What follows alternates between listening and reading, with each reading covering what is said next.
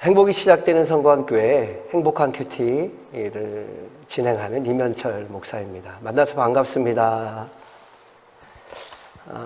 행복한 큐티를 통해 제가 소망하고 기대하는 것이 있는데, 그것은 성도님들 한 분 한 분이 하나님과 더 가까워지기를 원하는 마음이 있습니다.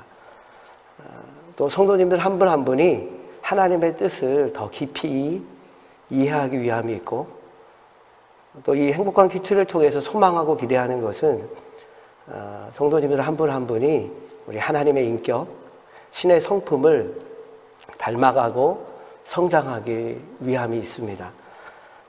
이렇게 영적인 양식을 통해, 하나님의 말씀을 통해 우리 사랑하는 우리 성광교회 성도님들과 함께 소통한다는 것은 저에게 큰 기쁨이 되고 있고, 특별히 느헤미야서를 통해 성도님들 한 분 한 분이 하나님과 관계 안에 무너졌던 것들을 다시 중수하고 다시 회복하고 재건하는 시간이 되었으면 좋겠습니다. 이게 바깥에는 이제 봄이 온 것 같아요. 그렇죠? 조금 있으면 개나리도 피고 진달래도 피고 그럴 텐데, 이 코로나19로 해서 저희들 마음속에는 아직 봄이 오지 않았는데 봄은 분명히 저희들 마음속에도 올 것이라고 믿습니다. 함께 우리 마음의 봄을 기대하면서 오늘 말씀을 한번 보기를 원합니다. 느헤미야 먼저 1장과 2장을 우리 함께 복습하면서 살펴보는 시간을 가졌으면 좋겠습니다. 여러분들이 잘 알고 있듯이 이 느헤미야의 시대적 상황은 페르시아 제국이 고대 근동 지방을 지배하고 통치하던 시대입니다. 그리고 이 느헤미야는 이스라엘 사람으로 페르시아에서 관리, 왕을 따르는, 왕의 수를 따르는 관원의 직책을 가지고 그 왕의 신임을 얻는 자리에 있었습니다. 페르시아 제국의 왕의 수를 따르는 관원이라는 것은 상당히 높은 지위를 얘기합니다. 지금으로 말하면 비서실장 정도가 되겠죠. 그리고 그는 많은 부귀 영화를 누렸을 거라고 추측해 볼 수 있습니다. 그리고 많은 것들을 누리고 행복한 삶을 추구할 수 있었을 거라고 생각하는데요. 근데 느헤미야는 멀리서 이제 페르시아 땅에서 조국 이스라엘의 이야기를 듣습니다. 이스라엘의 상황이 어떤지, 이스라엘 사람들은, 조국의 사람들은 어떻게 지내고 있는지 그 조국의 소식을 듣는데, 이 고레스, 페르시아의 왕의 고레스 칙령으로 말미암아 수룹바벨을 통해서 1차로 이스라엘에 귀환을 하고 2차로 에스라를 통해서 포로 귀환이 이루어졌는데, 그 고국에 돌아간, 이스라엘 땅에 돌아간 사람들의 소식을 듣는 거죠. 포로 귀환이 이루어졌음에도 불구하고 예루살렘 성벽은 무너졌고 성문은 불에 타 있었습니다. 그 소식을 들은 거죠. 이 성벽이 무너졌다는 것은, 성문이 불탔다는 것은 이 하나님이 거하시는 성전이 있는 이 예루살렘 성이 무방비 상태로 노출되어 있다는 것과, 또 거기에서 예루살렘 성 안에 살고 있던 수많은 백성들은 두려움과 공포에 떨 수밖에 없었다라는 거죠. 적에게 노출되어 언제든지 쳐들어오면 무방비 상태로 그들을 맞이해야 되는 두려움과 공포 속에서 떨고 살았습니다. 이 소식을 멀리 타국 페르시아에서 느헤미야는 들은 것입니다. 하나님이 거하시고 하나님이 임재하시는, 그리고 하나님의 백성들이 거하는 이 예루살렘 성, 이 예루살렘 성의 소식을 들은 이 느헤미야는 그냥 부귀 영화를 누릴 수가 없었던 거죠.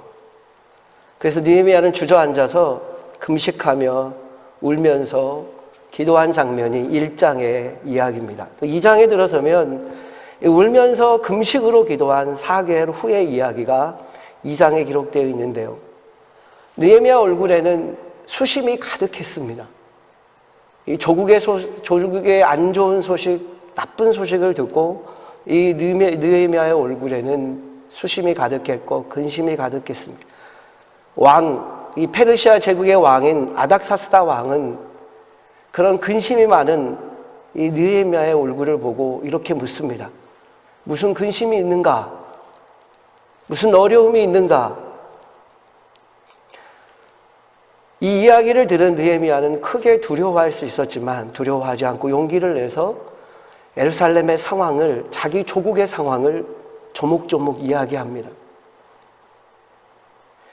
이 이야기를 들은 아닥사스다 왕은 놀랍게도 느헤미야에게 무엇을 원하는가 이렇게 묻습니다. 느헤미야는 그 물음에 잠깐 기도하고 왕에게 간청하고 요청합니다. 자기를 예루살렘으로 보내달라고. 자기 조국 예루살렘에 가서 예루살렘 성벽을 재건하고 성문을 달겠다고 자기를 보내달라고 요청합니다. 이것이 바로 느헤미야를 통해서 이루어진 이스라엘의 3차 포로 귀환입니다. 그래서 느헤미야는 예루살렘으로 돌아오죠. 여러 날 먼 길을 온 느헤미야는 예루살렘에 도착해서 3일 동안 휴식을 취합니다. 3일 후에 밤에 아무에게도 알리지 않고 최측근들만을 데리고 예루살렘 성벽을 정찰합니다. 살펴보았죠. 이 살펴본 느헤미야의 눈에는 너무나 황폐하고 무너져 있는 예루살렘 성벽이 보인 것입니다. 너무나 상황은 참담했고 성벽은 다 무너져 있고 성문은 다 불타 있었습니다. 누구 하나 이 성문을 재건해야 되겠다, 성벽을 세워야 되겠다, 이런 결단하고 나서는 사람이 없는 거죠. 어떤 것은 지나칠 수 없을 정도로, 지나다닐 수 없을 정도로 황폐해져 있었습니다. 느헤미야는 자신이 한 일을 제사장, 귀족, 관리 누구에게도 알리지 않고 은밀하게, 또한 면밀하게 예루살렘 성의 파괴 정도를 자기 눈으로 직접 현장에 가서 확인했습니다. 예루살렘 성벽의 상황을 정확하게 파악한 후 이제 백성들에게 설득합니다. 성벽을 건축해야 합니다. 왜 이것을 건축해야 되는지 그 이유에 대해서 이야기합니다. 하나님이 거하시고 하나님이 임재하시는 성전이 있는 이 예루살렘 성이 이제 다시는 외세의 침입을 받아 수치를 당하지 않아야 합니다. 더 이상 수치를 당하지 않도록 우리가 성벽을 재건해야 됩니다. 그렇게 강조합니다. 그리고 느헤미야는 하나님께서 어떻게 자신을 이 먼 페르시아 땅에서 이쪽으로 인도했는지, 예루살렘으로 돌아오게 했는지, 또 페르시아 제국의 아닥사스다 왕이 성벽 재건을 허락한 것을 이 백성들에게 면밀히 밝힙니다. 이 느헤미야의 간증을 들은 백성들은 힘을 얻었고 백성들은 성벽 재건을 굳게 다짐합니다. 그러나 이 성벽 재건을 반대하는 방해자들의 활동이 또 함께 시작되는 것을 우리가 2장을 통해서 볼 수 있었습니다. 자, 오늘은 느헤미야의 4번째 시간인데요. 우리 잘 따라오고 계시죠? 우리가 살펴볼 본문은 느헤미야 3장 1절부터 14절입니다. 우리가 본문을 깊이 좀 알아보기 위해서 한 걸음 더 들어가 보겠습니다. 흐름을 파악하는 것이 참 중요하다고 제가 항상 말씀드렸는데 먼저 1절부터 4절을 읽을 텐데 오늘은 우리 박진숙 권사님께서 성경 봉독을 해주시겠습니다. 우리 1절부터 3장, 느헤미야 3장 1절부터 4절을 읽어보겠습니다. 그때 대제사장 엘리야십이 그의 형제 제사장들과 함께 일어나 양문을 건축하여 성별하고 문짝을 달고 또 성벽을 건축하여 한메아 망대에서부터 하나넬 망대까지 성별하였고, 그 다음은 여리고 사람들이 건축하였고, 또 그 다음은 이므리의 아들 삭굴이 건축하였으며, 어문은 하스나의 자손들이 건축하여 그 들보를 얹고 문짝을 달고 자물쇠와 빗장을 갖추었고, 그 다음은 하코스의 손자 우리아의 아들 무레못이 중수하였고, 그 다음은 무세사벨의 손자 베레가의 아들 무슬람이 중수하였고, 그 다음은 바하나의 아들 사독이 중수하였고. 오늘 본문을 자세히 보면 1절에 보면 제일 먼저 누가 등장하냐? 대제사장이 등장합니다. 그리고 대제사장 엘리야십과 그 외 제사장 형제들이 등장합니다. 근데 이들이 건축하고 성별했던, 하나님께 드렸던, 성별했다는 것은 하나님에 드렸다는 건데, 양문을 먼저 건축합니다. 양문은 문이죠. 사람들이 드나드는 문입니다. 양문과 성벽을 건축하는데, 양문은 예루살렘 북동쪽에 위치하고 있고 성전과 매우 가까운 문입니다. 이 문 근처에는 베데스다 연못이 있었습니다. 이 문이 어떤 역할을 하냐면 양문이죠. 양문. 이 문은 희생 제물로 쓰이는 예물, 그러니까 제물인 양과 염소들이 이 문으로 들어오게 됩니다. 그런데 이 베데스다 못에서, 연못에서 양과 염소를 씻어서 성전 안으로 옮겨왔다라는 거죠. 여기서 우리가 중요한 포인트를 발견할 수 있는데, 메시지를 발견할 수 있는데요. 제일 먼저 대제사장과 제사장들이 먼저 일어났다는 거죠. 솔선수범했다는 것입니다. 그리고 제일 먼저 하나님께 예배드릴 제물이 드나드는 양문을 먼저 건축했다는 것입니다. 이 말은 뭐냐면 그 당시에 하나님께 드려지는 예배, 이 제사를 회복하는 의지가 담겨져 있는 것입니다. 무너져 있는 예배를 회복하고자 했던 의지가 오늘 본문에 담겨져 있는 거죠. 그래서 제일 먼저 대제사장과 제사장들이 하나님께 드릴 예물을 드리는, 제물을 드리는 양문을 먼저 건축한 거죠. 3절에 나오는 어문이라는 단어는 프레시게이트라는 단어인데, 예루살렘 북서쪽 성벽 왼쪽에 위치한 문으로 양문과 옛문 사이에 있는데, 이 어문은 주로 사람들이 잡은 물고기, 갈릴리 바다나 요단강에서 잡힌 물고기들이 이 문을 통해서 성 안으로 들어오기 때문에 붙여진 이름이라고 이야기할 수 있습니다.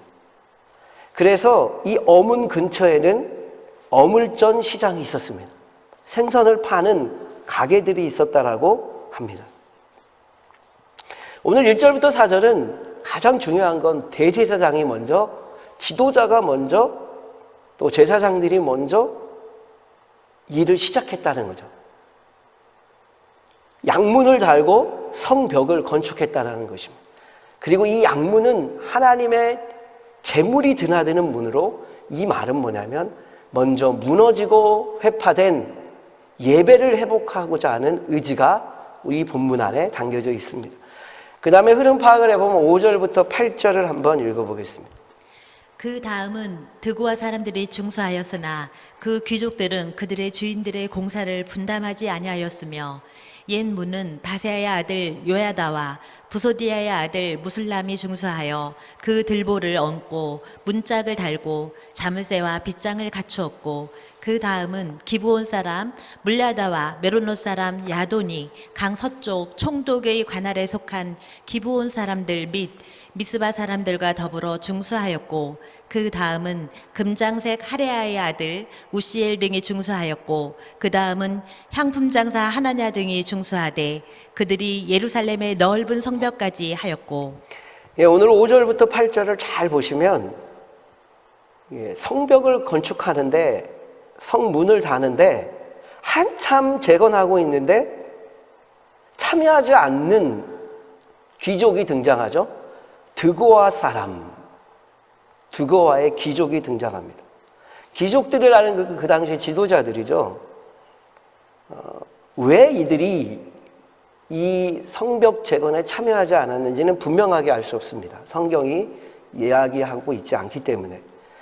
주변의 방해자들이 두려웠는지, 아니면 주변의 방해자들과 정치적 결탁을 맺었든지, 아니면 안정된 삶에 만족해서 이 일을 거부했는지, 아니면 느헤미야의 리더십을 인정할 수 없었는지 다 알 수는 없지만, 성경은 이 성벽을 재건하는 데 불참했다라고 이야기합니다.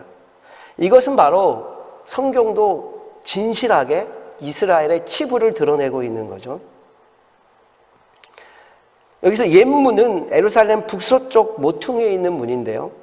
오늘 본문 5절부터 8절에서 말씀하고 있는 것은 다 참여하지 못할 수도 있다라는 거죠. 근데 중요한 것은 성경에 보면 누구 하나 불참했다라고 지적하거나 정죄하지 않는다라는 겁니다. 뭐라고 하지 않았다라는 거죠. 성벽을 재건하는 데 있어서 왜 불참하지 않는지 너 막 정죄하거나 해코지하거나 이러지 않았다라는 겁니다. 성경은 아무런 이야기를 하지 않습니다. 다음 9절부터 우리 14절까지를 한번 읽어보겠습니다. 그 다음은 예루살렘 지방의 절반을 다스리는 후리의 아들 르바야가 중수하였고, 그 다음은 하루밥의 아들 여다야가 자기 집과 마주 대한 곳을 중수하였고, 그 다음은 하삼리아의 아들 핫두스가 중수하였고, 하림의 아들 말기야와 바한 모압의 아들 핫숲이 한 부분과 화덕 망대를 중수하였고, 그 다음은 예루살렘 지방 절반을 다스리는 할로헤스의 아들 살룹과 그의 딸들이 중수하였고, 골짜기 문은 한운과 산호와 주민이 중수하여 문을 세우며 문짝을 달고 자물쇠와 빗장을 갖추고, 또 본문까지 성벽 1000규빗을 중수하였고, 분문은 베타게렘 지방을 다스리는 레갑의 아들 말기야가 중수하여 문을 세우며 문짝을 달고 자물쇠와 빗장을 갖추었고. 참 어려운 단어들이 많은데 너무 잘 읽었습니다. 오늘 9절부터 14절을 보시면 골짜기 문은 성벽 중간에 위치해 있고요.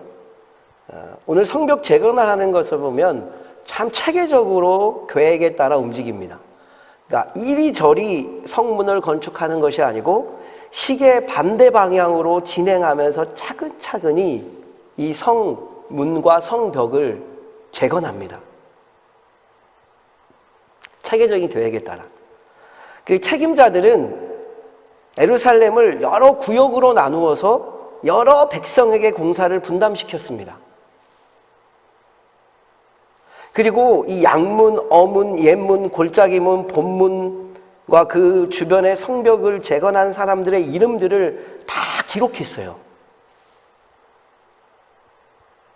여기서 중요한 포인트는 뭐냐면 성벽 재건은 이와 같이 여러 백성들, 어느 자손만 한 것이 아니고, 어느 직업만 한 것이 아니고, 어느 사람만 한 것이 아니고, 어느 귀족만 한 것이 아니라 여러 백성들이 적절하게 분담해서 일을 했다라는 것입니다. 여러분 12절에 보면요, 특이한 말이 나옵니다. 다 아들들이 나오는데 12절에 보면 뭐가 나옵니까? 그의 딸들이라고 나옵니다.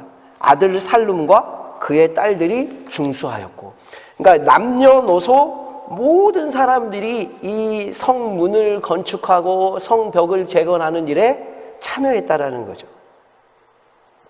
모든 백성이 느헤미야의 지시에 따라 적극적으로 협력함으로써 성벽 재건, 그 다음에 문의 재건이 효율적으로 이루어질 수 있었다라는 것입니다. 성벽을 재건하는 데 있어서 집안들이 나옵니다.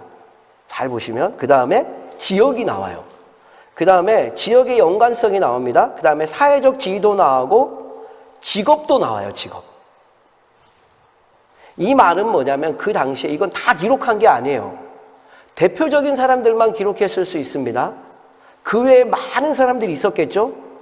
다양한 계층의 다양한 사람들이 자발적인 참여와 관심을 가지고 이 일을 했다라는 겁니다. 이것이 너무나 중요한 포인트예요. 그리고 지도자는 느헤미야는 적절하게 여러 백성들에게 그 일을 분배했다라는 것입니다. 한 사람에게 다 맡기지 않았다라는 거예요.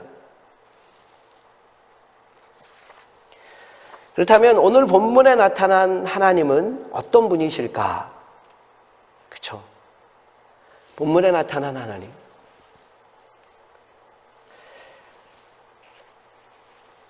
제일 먼저 예루살렘 성벽을 재건할 때 맨 먼저 예배 드리는 제사를 드리는 예물이 드나드는 양문을 재건합니다. 이 말은 뭐냐면 예배를 회복을 위해서 대제사장들과 제사장들이 애를 썼다라는 거죠. 하나님은 성도가 예배를 회복하려고 노력하는 것을 기뻐하십니다. 우리가 코로나19 사태로 사정과 형편 때문에 함께 모여드리는 예배, 이 공동체 예배, 정말로 교회가 회복해야 될 이 공동체 예배를 드리지는 못하지만 더 뜨겁게, 더 열정적으로 각 초소에서 우리는 예배 드려지고 있습니다. 이러한 하나님의 예배를 쉬지 않고 드리는 이 예배를 하나님은 기뻐 받으신다라는 것입니다. 어찌 보면 이 공동체 예배가 무너져 있습니다. 코로나19 사태로 인해서 공동체 예배가 무너져 있죠. 그러나 이 무너지는 것에 우리가 절망하고 낭망하지 않고 더 뜨겁게 각 처소에서 하나님께 예배드리는 이런 예배를 회복하고자 하는 열망이 우리 가운데 있고 하나님은 그것을 기뻐하신다라는 거죠. 두 번째는 하나님은 성도가 역할 분담과 협력을 통해 공동체를 세워나가는 것을 도우신다. 그리고 그것을 기뻐하십니다. 하나님은 우리가 개인적으로 구원받고 개인적으로 신앙생활 하기를 원치 않으세요. 그러면 교회를 하나님이 만드시지 않으셨습니다. 분명하게 우리가 예수님을 구원자와 주님으로 믿고 하나님의 자녀가 되면 이 교회 공동체 안으로 들어오게 돼 있고 이 교회 공동체 안에서 역할을 분담하고 협력해서 하나님의 나라와 교회 공동체를 세워가는 것입니다. 이것을 하나님은 도우시고 이것을 기뻐하십니다. 오늘 성벽 재건을 할 때 수많은 사람들이 참여했습니다. 각양각색의 사람들이 참여했습니다. 서로 역할을 분담하고 협력해서 공동체를 세워갔습니다. 하나님은 이것을 기쁘게 받으시고 그것을 도우신다는 사실. 우리 성광교회가 잊지 말아야 될 공동체의 모습입니다. 우리 다음은 본문의 주요 강조점이 있는데요. 우리가 본문을 통해서 강조점을 세 가지로 제가 살펴보았는데, 첫째는 제일 먼저 하나님께 제사로 쓰일, 예배로 쓰일 양문을 먼저 고쳤다라는 거죠. 그것도 대제사장과 제사장들이 이 양문을 건축했다라는 것입니다. 이것은 예배의 회복의 의지를 강하게 표명하는 것입니다. 발판을 마련한 거죠. 그리고 그것을 성별해서 드립니다. 거룩하게 드렸다라는 거죠, 하나님께. 이것은 예배를 지키겠다라는 강한 의지를 드러내는 거죠. 예배를 회복하고 예배를 살리겠다는 강한 의지를 드러내는 것입니다. 공동체 회복의 핵심에는 예배 회복이 있습니다. 여러분, 각 처소 예배 드리지만 많은 분들이 저에게 연락이 옵니다. 같이 모여서 드리는 예배가 너무 드리고 싶다고. 예배 회복에 있습니다. 공동체 회복의 핵심은 예배 회복에 있습니다. 두 번째로 성벽 재건이 시작되었지만 두고와 귀족들은 참여하지 않았습니다. 이 말은 뭐냐면 어떤 이유든 간에 하나님의 일을 할 때 모든 사람이 참여하지 않을 수도 있다라는 거죠. 기쁨으로 최선을 다하는 사람이 있는가 하면 적극적으로 나서지 않고 조용하게 몰래 숨어서 자기 일을 하는 사람도 있습니다. 아니면 자기의 사적인 이유로 환경으로 말미암아 참여하기 어려운 분들도 있습니다. 하나님의 일을 하는데 모두 다 참여하지 않을 수도 있다는 것입니다. 그렇다고 해서 그 사람들을 정죄하거나 그 사람들을 손가락질해서는 안 된다는 것입니다. 세 번째로, 양문부터 본문까지의 성벽 제거는 체계적인 계획과 조직적인 운영에 의해서 진행되었습니다.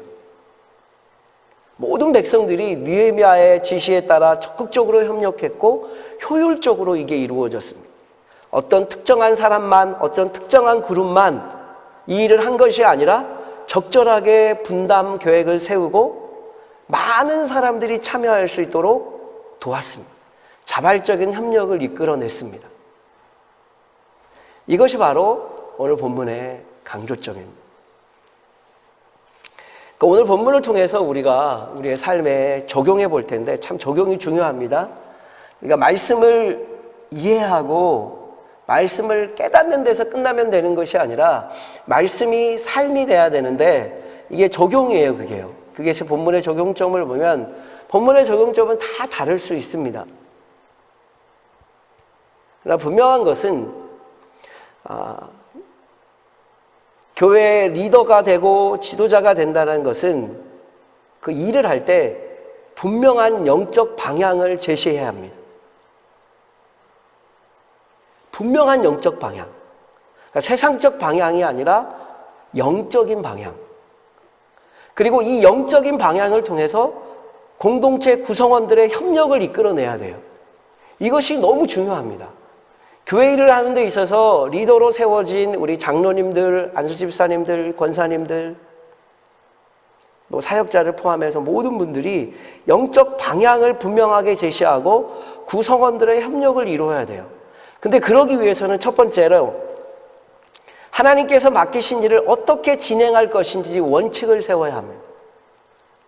그러니까 하나님의 일을 할 때, 또 하나님의 일을 할 때 가장 중요한 것, 본질적인 것부터 해야 합니다. 하나님의 일을 할 때 가능한 한 많은 사람들이 참여하도록 해야 합니다. 하나님의 일을 할 때 자발적인 참여를 유도해야 됩니다. 이게 동기부여가 되겠죠? 이건 영적 비전을 제시해야 되죠. 왜 하는지. 담임 목사님이 항상 얘기하는 게 이 일을 왜 하는지, 어떻게 하는지, 또 어떤 열매, 어떤 결과를 얻게 되는지 영적 비전을 제시해야 돼요. 그래야지만 이 사람들이, 성도들이 자발적인 참여를 하게 되는 겁니다. 중요하죠?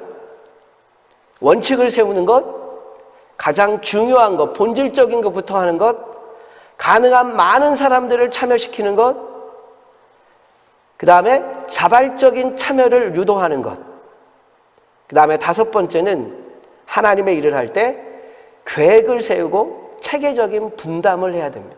어떤 사람에게 일을 다 몰아서 시키면 안 되는 거죠. 번아웃 되는 거예요. 다 부서들이 있고 국들이 있고 부서들이 있습니다. 거기에 맞춰서서 일을 체계적으로 분담해서 해 나가야 되는 것입니다. 그렇게 할 때 이 교회 공동체 구성원들이 하나님의 일을 건강하게 세워갈 수 있는 것입니다. 근데 가장 중요한 게 있어요. 적용점에 있어서 가장 중요한 거. 뭘까요? 하나님의 일을 할 때 가장 중요한 것은 일 자체가 목적이 되어 성도가 소외되는 일이 없도록 해야 됩니다. 물론 이것에 대해서 다 생각이 다를 수 있습니다. 일이 중요해, 사람이 중요해, 이렇게 얘기할 수 있습니다. 그러나 일이 중요합니다. 이걸 이루어야 되고 성취해야 되는 일이 중요하지만 사람을 잃으면 안 되거든요. 사회는 일이 중요합니다. 그러나 교회는 일도 중요하지만 사람이 더 중요하다는 사실을 잊지 말아야 합니다. 성도가 소외되지 않도록, 한 사람도 성도가 소외되지 않고 같이 참여하고 같이 하나 될 수 있는 사람이 더 중요하다는 생각을 꼭 잊지 말아야 됩니다.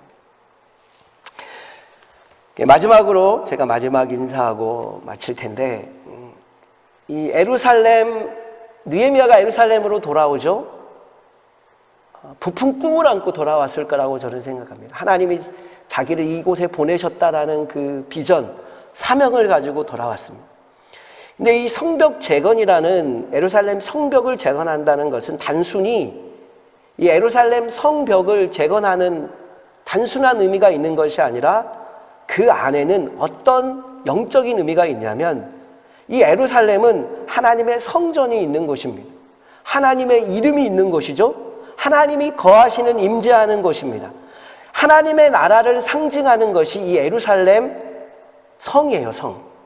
성읍인 것입니다. 하나님의 나라를 상징하는 것입니다.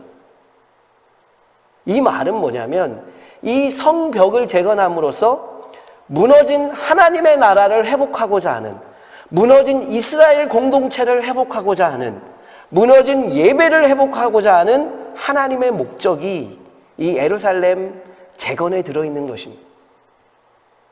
이 목적을 가지고 이 느헤미야서를 읽어야 돼요. 그냥 단순하게 느헤미야서는 성벽 재건을 했구나 이렇게 보면 안 되고, 성벽 재건은 보여지는 것입니다. 그 안에 영적인 의미는 예루살렘 성에 하나님이 거하시고, 그렇죠? 예배드리는 곳입니다. 무너진 하나님의 나라의 회복, 무너진 이스라엘 공동체의 회복, 무너진 예배의 회복을 위해서 하나님은 느헤미야를 예루살렘에 보내 성벽 재건을 시키신 것입니다. 다시 하나님의 백성인 이스라엘 백성들이 회복돼서 하나님의 나라를 회복하고 무너진 예배를 회복하고 열방을 향하여 하나님의 나라를 선포할 수 있는 그런 민족이 되기 위해서 성벽 재건의 꿈과 비전을 이 느헤미야에게 주신 것입니다. 오늘 느헤미야 3장을 통해서 저에게 가장 큰 도전이 되었던 것은 성벽을 재건하는 일에 제일 먼저 나선 사람들이에요. 저는 상당히 도전을 받았습니다. 백성들이 먼저 나서지 않았어요. 귀족들이 먼저 나서지 않았습니다. 그 그룹은 누구입니까? 대제사장과 동료 제사장 그룹이에요. 지금으로 말하는 목회자입니다. 목회자. 하나님의 제사를 집례하는, 예배를 집례하는 목회자죠. 그리고 그들이 가장 먼저 세운 것이 뭡니까? 양문입니다. 성전 가까이에 드나드는, 제물이 드나들어야 되는, 양과 염소가 드나드는 문, 예배를 드려야 되는 그 문을 제일 먼저 회복한 것입니다. 이 제사장들의 헌신은 느헤미야에게 어쩌면 큰 격려가 되었을 것입니다. 또한 백성들의 마음을 하나로 모으는 데 힘이 되었을 것입니다. 이스라엘 백성이 요단강을 건널 때 법궤를 맨 제사장들이 가장 먼저 강에 들어갔습니다. 위험을 무릅쓰고 먼저 강에 들어갔죠. 그리고 위험을 무릅쓰고 가장 마지막에 나왔습니다. 영적인 지도자의 삶은 백성들의 삶과 결코 분리될 수 없는 거죠. 그래서 저에게 오늘 본문을 통해서 들었던 말씀은, 내가 제일 먼저 헌신해야 하는구나. 제일 먼저 교회 일에 앞장서야 되고, 제일 먼저 교회 일에 솔선수범해야 이 백성들이 따라오는구나. 그런 저에게 드는, 그리고 저를 반성하면서 그렇게 해야 되는구나. 그것이 영적인 지도자의 삶이구나. 이 깨달음이 저한테 왔습니다. 여러분 다 적용점이 다 다를 수 있지만, 그러한 본문을 통해서 여러분들에게 하시는 말씀, 성령께서 하시는 말씀을 들으시고 그 말씀을 삶에 적용하는, 그래서 정말로 무너져 있는 하나님의 나라와 또 교회와 또 여러분의 무너져 있는 그런 영적인 부분들을 다시 회복하는 저와 여러분 되었으면 좋겠습니다. 우리 기도하겠습니다.